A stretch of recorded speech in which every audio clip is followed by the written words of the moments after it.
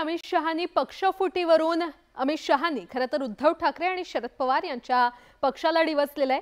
असली नकलीच्या मुद्द्यावरून पुन्हा एकदा नव्या वादाला तोंड फुटलेलं आहे। केंद्रीय गृहमंत्री अमित शहांच्या या टीकेमुळे लोकसभा निवडणुकीच्या प्रचारात नवा वाद उभा राहिलाय। तर शहांच्या टीकेवरून विरोधकांनी जोरदार हल्ला चढवलाय। तीन पार्टियां इकट्ठा हुई है, एक नकली शिवसेना, एक नकली राष्ट्रवादी और एक आधी बची हुई कांग्रेस पार्टी।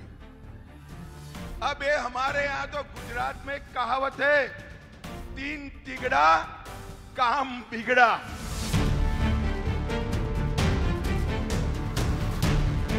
केंद्रीय गृहमंत्री अमित शहा यांच्या या टीकेमुळे लोकसभा निवडणुकीच्या प्रचारादरम्यान एक नवा वाद आता उभा राहिलेला आहे। पक्षफुटीवरनं अमित शहांनी उद्धव ठाकरे आणि शरद पवार यांच्या पक्षाला डिवचलंय। हे दोन्ही पक्ष नकली असल्याची टीका अमित शहांनी केलेली होती। गुरुवारी नांदेडमध्ये महायुतीचे उमेदवार प्रतापराव पाटील चिखलीकर यांच्या प्रचारासाठी झालेल्या सभेत अमित शहांनी महाविकास आघाडीवर घणाघाती टीका केली होती। अमित शहांच्या या टीकेमुळे महाविकास आघाडीच्या नेत्यांचं चांगलंच पित्त खवळलंय। एका पक्षाचे दोन तुकडे करायचे आणि आपणच त्याला एकाला नकली म्हणायचं। ज्यांनी फोडाफोडी केली त्यांनीच त्यात कोण नकली आणि कोण असली, खरं भारतीय जनतेला ठरवू दे, महाराष्ट्राच्या जनतेला ठरवू दे कोण असली आणि कोण नकली आहे।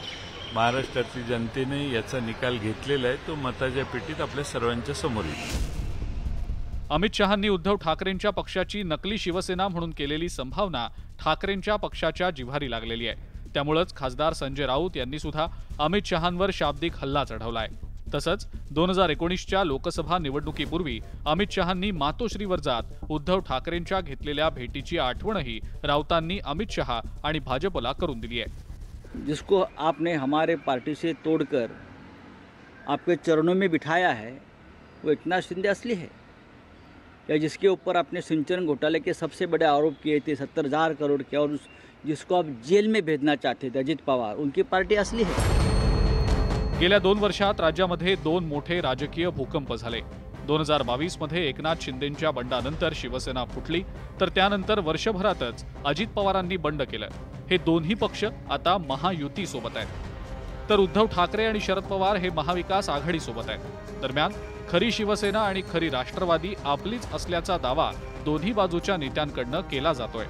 लोकसभा निवडणुकीमध्ये हा कळीचा मुद्दा ठरण्याची शक्यता आहे आणि हीच बाब हेरून केंद्रीय गृहमंत्री अमित शहा यांनी नांदेडच्या प्रचार सभेत शरद पवार आणि उद्धव ठाकरेंना डिवचलं। खरं तर नुकतंच चंद्रपूरच्या प्रचार सभेत पंतप्रधान नरेंद्र मोदींनी सुद्धा उद्धव ठाकरेंच्या शिवसेनेला नकली शिवसेना म्हटलेलं होतं। आता अमित शहांनी सुद्धा त्याच मुद्द्यावरनं डिवचल्यामुळे एक नवा राजकीय वाद उफाळून आलेला आहे। Bureau report, news 18 Lokmat.